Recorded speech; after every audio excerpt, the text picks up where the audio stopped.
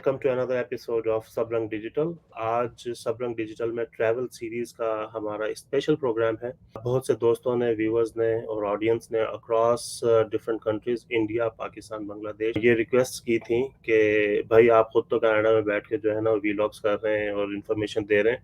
Information वो दें जिनकी आज हमें ज़रूरत है, और वो इन्फॉर्मेशन थी कि how to move yourself to Canada for different purposes. इसमें स्टडी भी आ जाती है, इसमें ट्रैवल भी आ जाता है, इमिग्रेशन भी आ जाती है।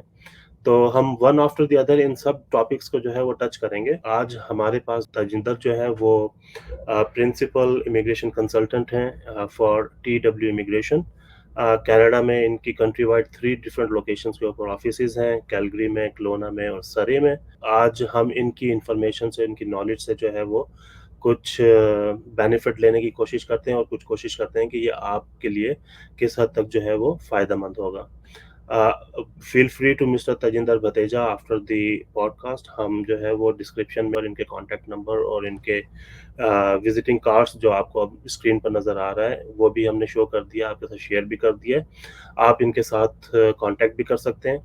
हाँ, एक बात मैं बता दूं कि ये वीडियो जो हमने सबरंग डिजिटल के चैनल के प्लेटफॉर्म से हम इसको बना रहे हैं, तो हमारा इसमें कोई भी फाइनेंशियल इंटरेस्ट नहीं है और हम कहीं से भी इसके अंदर जो है वो पेड प्रमोशन नहीं कर रहे। ये प्योरली आपकी इंफॉर्मेशन के लिए हम वीडियो बना रहे हैं। चले आए जी, मिस्टर तजिंदर से मिलते हैं और उन्हें वेलकम करते हैं। Tej ji, welcome to the show. Thank you very much. Thanks for inviting me on this show. Thank you, thank you. It's an honor for us as well for having you on our show.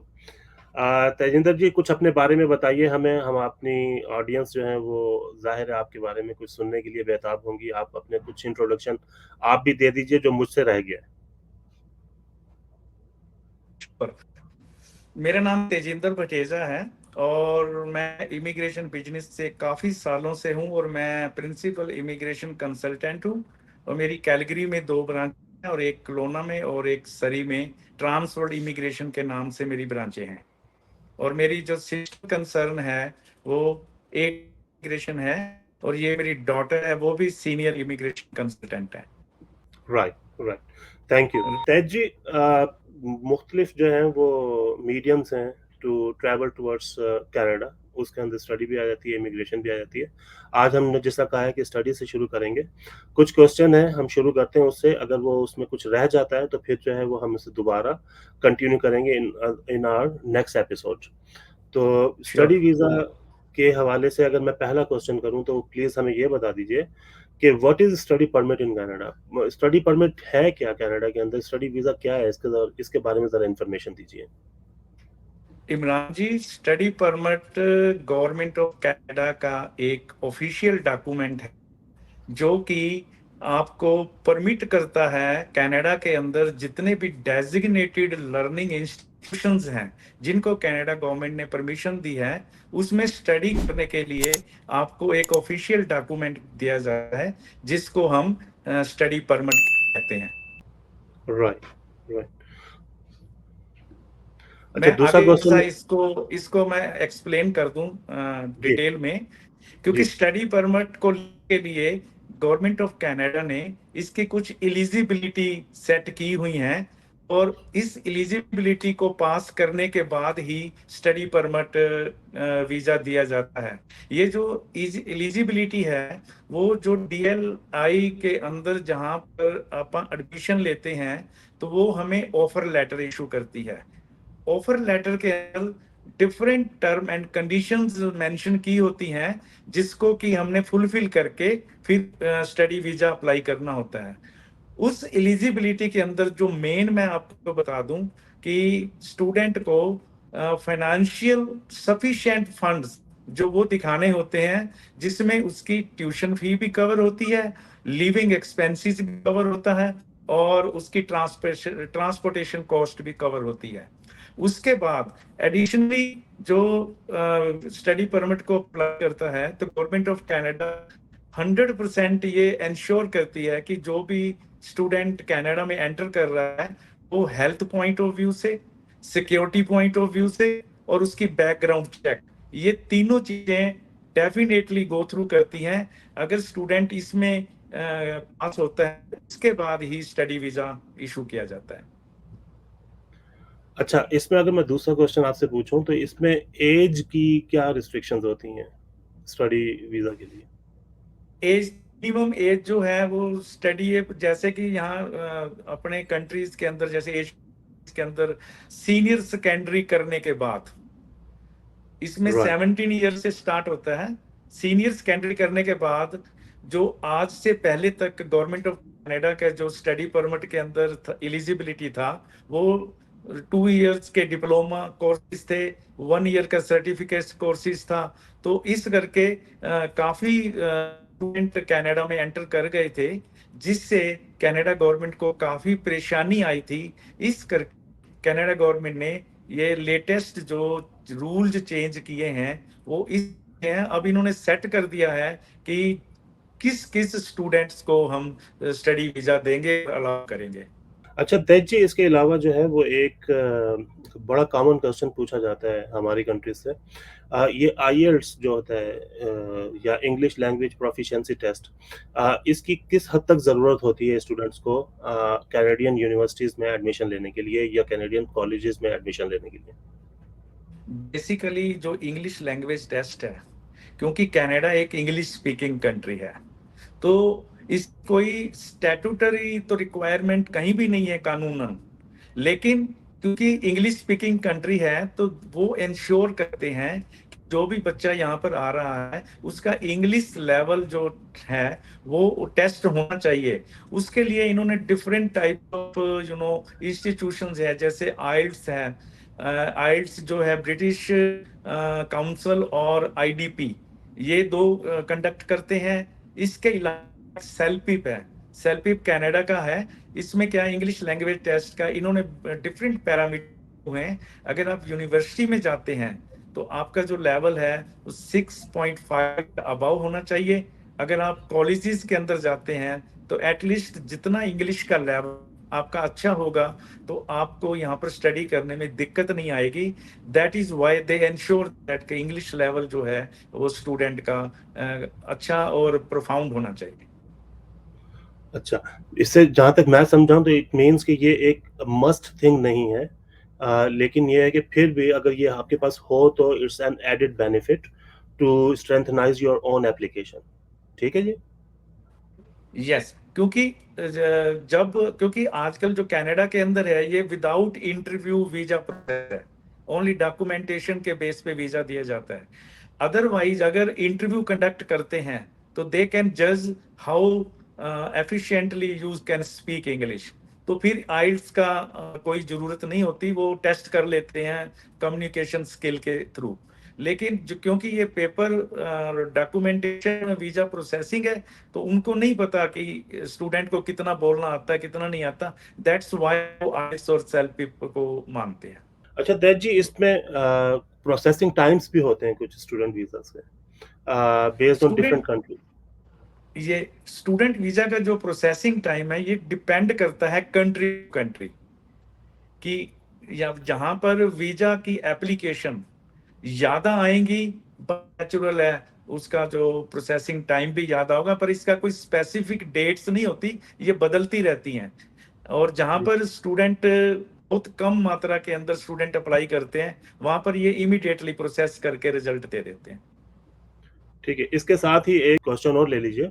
वो ये था कि कई students होते हैं वो सारी जो रिक्वायरमेंट्स होती हैं उनको मीट करते हैं और then after they apply for study permit, और फिर अनफॉर्चुनेटली उनका स्टडी वीज़ा जो है वो रिफ्यूज़ हो जाता है और उन्हें वो सारी मेहनत उनकी जो है वो अकारत जाती है।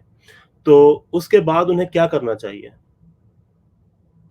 ऐसे होता है, ऐसे होता है जो स्टडी परमिट रिफ्यूज हो जाता है तो उसके कई डिफरेंट रीजन हो सकते हैं।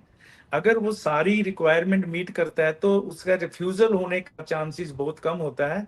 लेकिन इवन देन अगर फिर भी रिफ्यूज हो जाता है, क्योंकि कैनेडियन इमिग्रेशन के अंदर आर्टिफिशियल इंटेलिजेंस को यूज किया जा रहा है, आज की डेट के अंदर ये काफी मात्रा में आर्टिफिशियल इंटेलिजेंस यूज हो रही है।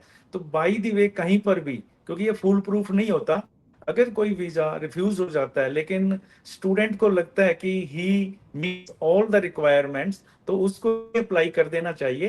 उसको 100% वीजा मिल जाता है अगर वो रिक्वायरमेंट पूरी करता है। राइट, सो वर्स्ट कम्स वर्स्ट अगर उसे नहीं मिलता तो इसके बाद टीडब्ल्यू इमिग्रेशन या आप कहीं आते हैं कि वो आपको कांटेक्ट करें और आप उनकी कोई हेल्प आउट कर सकते हैं in terms of kind of putting an appeal और समथिंग? यस, बहुत स्टूडेंट्स हमारे पास आते हैं जिनका वीजा 2-2 3-3 बार रिफ्यूज होता है, और हमने बाद में उनका वीजा रीअप्लाई करके we have got the visa approved.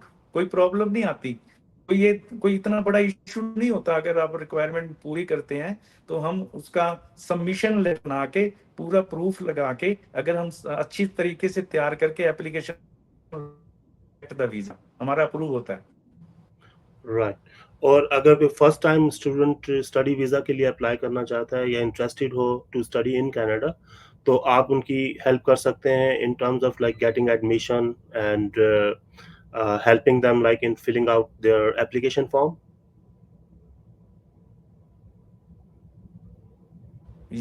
We do all types of study permits, and we are doing since the 2015.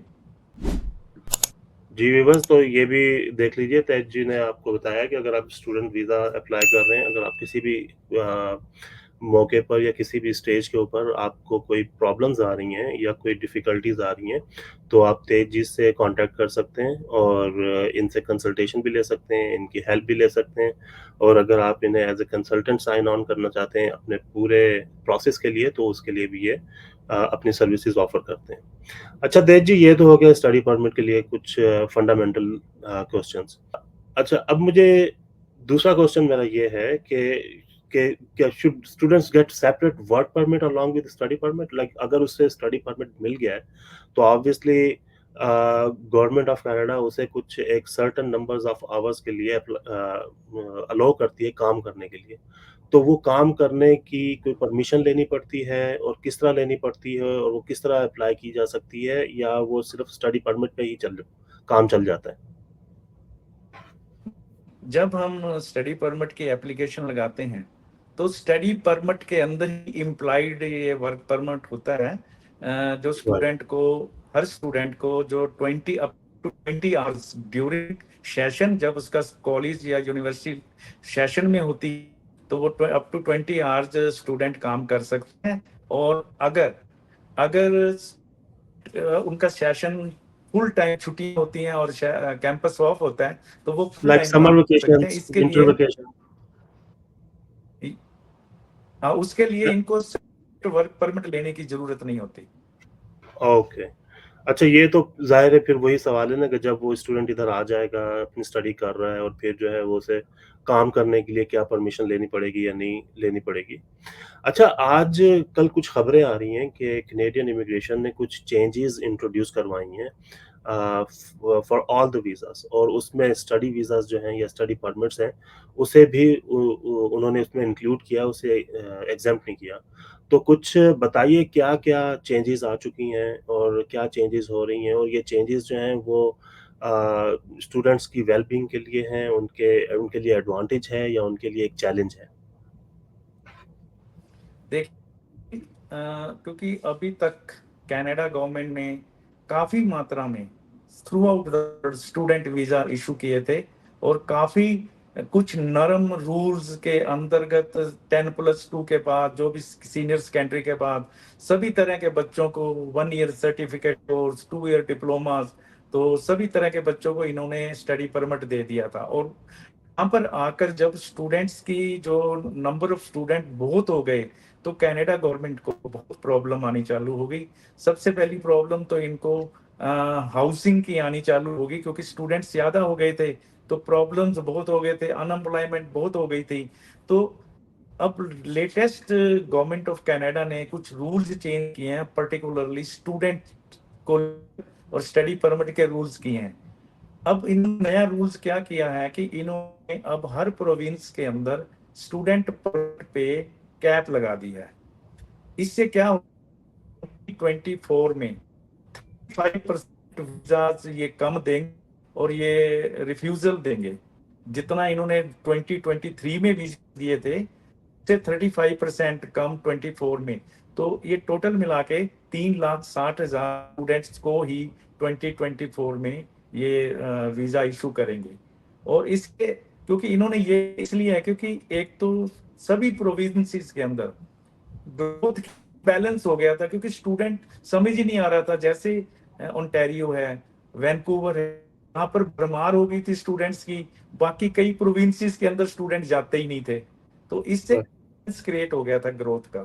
तो इन्होंने इसको बैलेंस करने के लिए अब कैप लगा दिया कि जगह पर, जैसे ओंटारियो के अंदर मान लो अगर कैप वो पूरी हो गई है, तो उसके बाद इन्होंने ओंटारियो के सभी वीजे रिफ्यूज करने हैं। तो स्टूडेंट को फिर वो दूसरे भेजने के लिए इन्होंने एक तो ये कैप लगा दी है, और दूसरा इन्होंने क्या किया कि जो डिप्लोमा के अंदर सर्टिफिकेट कोर्स हैं, इनके अंदर इन्होंने पोस्ट ग्रेजुएट वर्क परमिट को, अब जो भी स्टूडेंट्स प्राइवेट कॉलेजेस के अंदर एडमिशन लेगा तो उसको पोस्ट ग्रेजुएट वर्क परमिट नहीं देंगे। ये मेन चेंजेस है।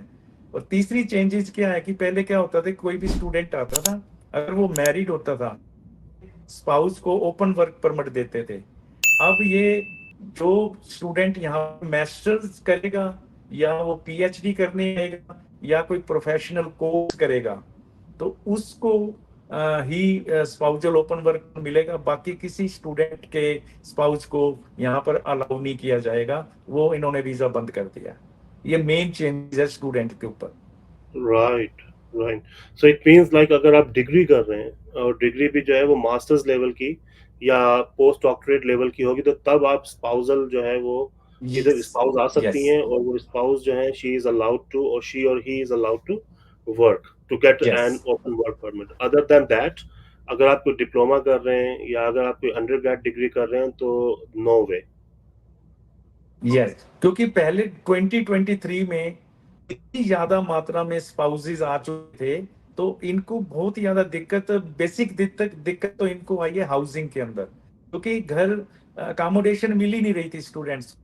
आपने सुना होगा कि ओंटारियो के अंदर स्टूडेंट्स पुल के नीचे वो जितने जी, टेम्परेरी उन्होंने बना के हट्स बना के वहां पर नाइट स्पेंड करते थे। तो कितनी जी। गलत हालत हो गई थी। तो इस चीज को, सिचुएशन को माइंड में रखते हुए इन्होंने ये रूल चेंज किया है। तेजिंदर जी, बहुत शुक्रिया, और बहुत ही वैल्यूएबल इंफॉर्मेशन आप पास ऑन कर रहे हैं हमारे व्यूवर्स के लिए। थैंक यू जी।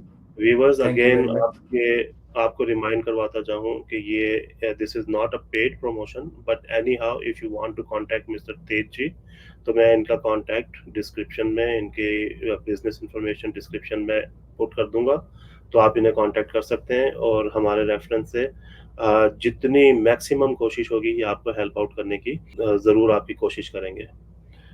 तो तेज जी, अब ये बताइए थोड़ा सा, अगर मैं इसे और सिंपल कर लूं, कि फाइनेंशियल रिक्वायरमेंट्स क्या हैं एक स्टूडेंट के लिए कनाडा में आने के लिए। अगर आप इन नंबर्स वो बताएं या इन परसेंटेज आप बताना चाहें तो बहुत मेहरबानी होगी। देखिए, पहले फाइनेंशियल रिक्वायरमेंट एक one of the main requirement है स्टूडेंट परमिट को लेने के लिए। तो सबसे पहली तो फाइनेंशियल रिक्वायरमेंट है कि उसके पास, स्टूडेंट के पास अपना सारी ट्यूशन फी पूरे साल की, उसके लिविंग एक्सपेंसेस और उसके ट्रांसपोर्टेशन खर्चेस एटसेट्रा, ये सारा का सारा उनको शो करना पड़ता है, आकर उनको वीजा मिलता है। लेकिन 2023 तक जो लिविंग एक्सपेंसेस था कनाडा, वो 10,000 जीआईसी में जमा करवा के लिविंग एक्सपेंस इसको अलाउ कर देते थे। लेकिन 1 जनवरी 2024 से इन, क्योंकि कॉस्ट ऑफ लिविंग सारे वर्ल्ड में बढ़ी है, तो कनाडा में पर्टिकुलरली बढ़ी है, इन्फ्लेशन की मार भी पड़ी है, तो इसलिए इन्होंने लिविंग एक्सपेंसेस को डबल कर दिया है। और ये $20,135 इन्होंने एक साल का लिविंग एक्सपेंस जो है काउंट किया है। अब स्टूडेंट को 2024 के बाद जब भी कोई स्टूडेंट वीजा अप्लाई करेगा, तो उसको अपने अकाउंट में जीआईसी के रूप में $20,635 अपने अकाउंट में शो करने पड़ेंगे, तब जाकर उसका ये वीजे की रिक्वायरमेंट पूरी हो। अच्छा, ये जो अमाउंट है ये स्टूडेंट के अपने अकाउंट में होने चाहिए या उसके पेरेंट जो है उनके अकाउंट में होना चाहिए? पेरेंट्स के, क्योंकि स्टूडेंट के पास इतना पैसा नहीं होता, पेरेंट्स ही हेल्प करते हैं। अगर उसके कोई रिलेटिव्स या कोई और बंदा थर्ड पर्सन भी हेल्प कर रहा है तो उसका एक एफिडेविट लगा देते हैं, affidavit of support to student. वो एक एफिडेविट देता है कि यह शो करेगा कि मेरे पास इतने फंड्स हैं, पेरेंट्स शो करते हैं, साथ में एफिडेविट लगा देते हैं। तो ये ऑब्वियसली पेरेंट्स ही अपने अकाउंट से बच्चे को देते हैं। राइट। तो इसमें मतलब ये मस्ट है, वो सिर्फ पेरेंट्स ही होने चाहिए, अंकल आंट या कोई इस तरह के हो जो सकते सेकंड? हैं, अंकल आंट भी एफिडेविट लगा के जस्टिफाई किया जा सकता है, प्रूफ ऑफ रिलेशनशिप प्रूव किया जा सकता है, तो फिर कोई प्रॉब्लम नहीं है। राइट। अच्छा, इसके अलावा जब एडमिशन के लिए अप्लाई करते हैं यूनिवर्सिटीज के या कॉलेजेस में, तो आप उसमें भी उनकी हेल्प आउट कर सकते हैं कि भाई अगर लेट सपोज मैं हूँ और मैं कहता हूँ कि भाई मैं यूनिवर्सिटी ऑफ कैलगरी में या ब्रिटिश कोलंबिया की जो यूनिवर्सिटीज़ हैं उसमें अप्लाई करना चाहता हूँ और मुझे थोड़ी सी डिफ़िकल्टीज आ रही हैं। लाइक मास्टर्स स्टडीज़ के अंदर थोड़े से चैलेंजेस होते हैं जहाँ पर जो है वो आपको कोर्स डायरेक्टर जो है वो लेना पड़ता है, पहले वो कंसेंट देगा तो फिर आपको एडमिशन लेटर मिलता है। तो इसमें आप किस तरह हेल्प आउट कर सकते हैं उनकी? इमरान जी, क्योंकि स्टडी परमिट के लिए हमारा जो आईसीसीआरसी का जो सीआईसीसी का जो हमारा ग्रुप है, जी उसमें जी। हमारे pass through out Canada affiliations हैं, एडमिशंस का हम एजेंसीज हैं। तो हम थ्रू आउट कैनेडा किसी भी कॉलेज और यूनिवर्सिटी में हम स्टूडेंट की हेल्प कर सकते हैं, एडमिशन लेने में, वीजा दिलवाने में, और पोस्ट वीजा के बाद सर्विसेज भी हमारे हमारे हमारे साथ टाई अप के, जैसे अकोमोडेशन है, ट्रांसपोर्टेशन है, पिकअप है, ये हम थ्रू आउट कैनेडा सारा हमारे, क्योंकि हमारा बहुत बड़ा ग्रुप है सीआईसीसी मेंबर्स का, तो हम आपस में मिलके एक दूसरे प्रोविंस में हेल्प करते हैं। Right, right. तेज जी, इसके अलावा अगर कुछ आप ऐड ऑन करना चाहें, कुछ इन्फॉर्मेशन और देना चाहें हमारे व्यूअर्स को स्टडी परमिट के रेफरेंस से? यस, मैं एक एक ही एडवाइस करूंगा स्टूडेंट्स को कि वो अपने मार्क्स जो भी स्टडी कर रहे हैं अपने अपने कंट्रीज में, एक सबसे पहले तो वो अपने जो भी उनके मार्क्स हैं, उनकी परसेंटेज है, वो एटलीस्ट 60% एंड अबव रखें, और राइट, इंग्लिश के आइल्स के अंदर अच्छे बैठ के मेहनत करके। और दूसरा, जब वो एप्लीकेशन किसी भी कंट्री से लगाते हैं, मेरी बार बार हाथ जोड़ के रिक्वेस्ट है कि कोई भी फेक डॉक्यूमेंट यूज मत करे, क्योंकि वहाँ दूसरे कंट्रीज में एजेंट्स हैं, वो कहते हैं कि पैसे लेके हम ये बनवा देंगे वो बनवा देंगे। कनाडा गवर्नमेंट पकड़ लेती है, इनके पास बहुत बड़े सोर्सेज हैं, तो इसलिए फेक डॉक्यूमेंट्स के थ्रू कनाडा में एंट्री बिल्कुल ना करें, क्योंकि लॉन्ग प्रोसेस होता है, आपको सिटीजन तक जाना होता है, ये कभी ना कभी पकड़ लेते हैं। अगर कोई फेक डॉक्यूमेंट से मान लो कि आप निकल भी गए और किसी लेटर स्टेज में फंस गए, तो ये डिपोर्ट कर देते हैं। तो कोई फायदा नहीं होता इतना पैसा खराब करने का, इतना मेहनत करने का, पेरेंट्स का पैसा खराब करने का। इसलिए बिल्कुल जेन्युइन डॉक्यूमेंट्स यूज करें और जेन्युइन तरीके से। और एक मैं और एडवाइस करना चाहता हूँ कि जब भी कोई स्टूडेंट भी बाहर से कोई भी एप्लीकेशन लगाता है, तो वो खुद चेक करे कि जो उसका जो डॉक्यूमेंट लगा रहा है वो सारी की सारी फाइल अपने पास भी रखे, ताकि इन फ्यूचर पर आकर जब भी कोई आगे और सिटीजनशिप के लिए या पीआर के लिए एप्लीकेशन लगानी होती है, तो information should be the same.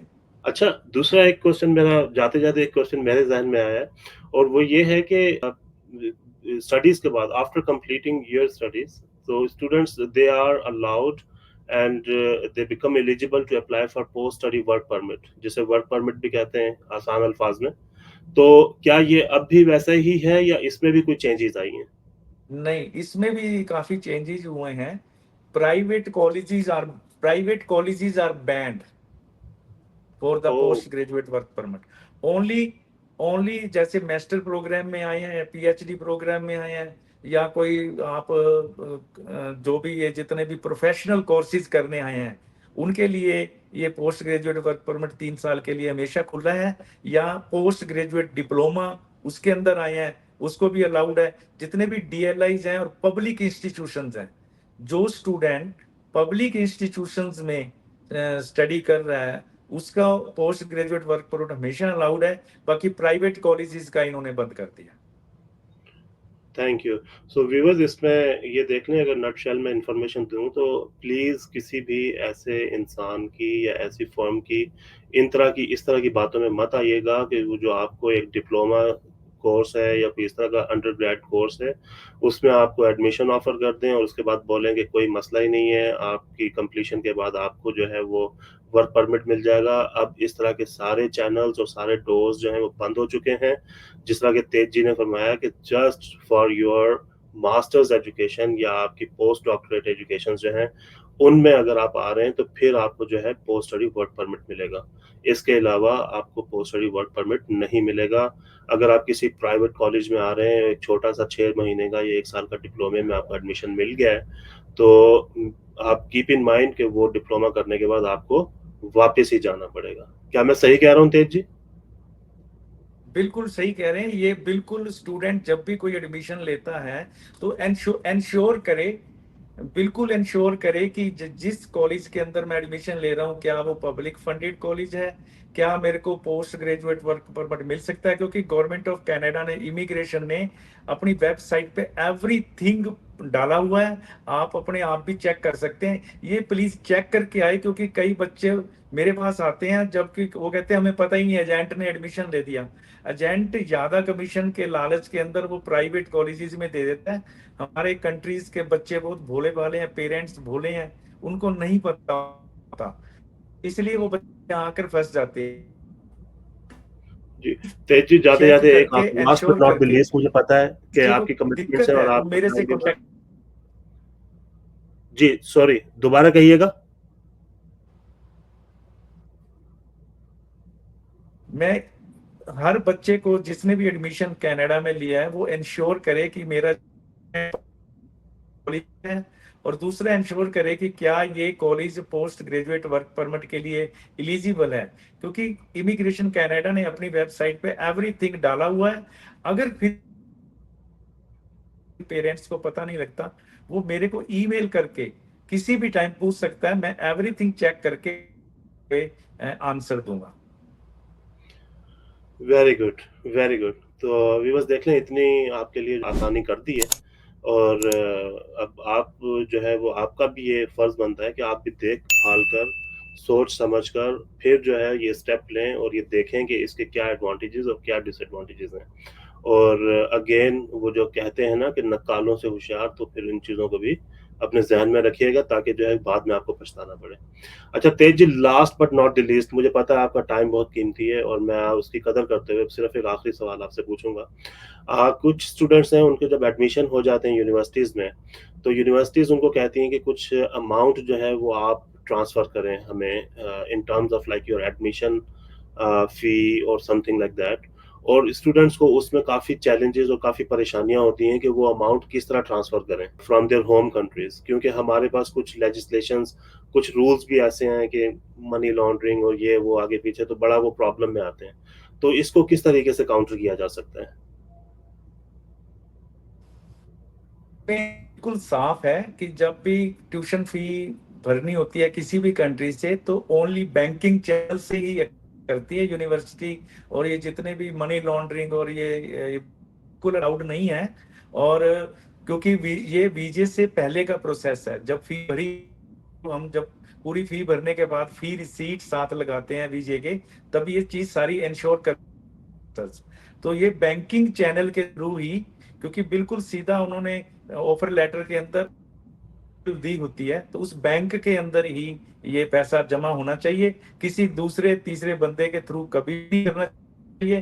क्योंकि अगर कनाडा का पैसा कनाडा में भी जमा होगा तो उसका वीजे पे नेगेटिव इफेक्ट पड़ता है। तो ऐसा से थ्रू बैंकिंग चैनल भेजे।